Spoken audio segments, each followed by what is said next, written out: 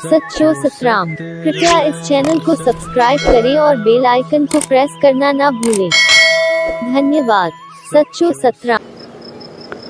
समझदार तो कोई भी थी सके तो वो तो हिकिड़ी केवली में समझदार हो दिया जेका मौसम के आधार ते पंहिंजो खाधो बढ़ाए करे रखंदी आहे, बचाए करे रखंदी आहे। दुनिया जा जेतिरा भी जीवन जन्म या जुड़ियूं आहिनि उहे समझदार सभु आहिनि। किथे बहितर थींदो, किथे न थींदो। समझदार त असां हिकिड़े कुते खे बि ॾिसंदासीं, उनखे बि पतो आहे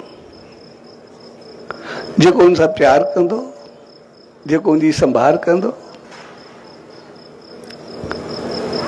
उन जा पेर चुमंदो, ऐं जेको उल्टी नज़र सां ॾिसंदो त हू उनखे ई भौंकंदो। तंहिंजे करे समझदार हर हिकु जीव आहे, पर इंसान समझदार त सभ खां वधीक आहे, पर उन खां वधीक उनजी सद्बुद्धि आहे। हू हमेशा बहितर, चङो ऐं ऊचो थियणु चाहे थो। उनजी तमन्ना हूंदी आहे त मां कुझु हुजां,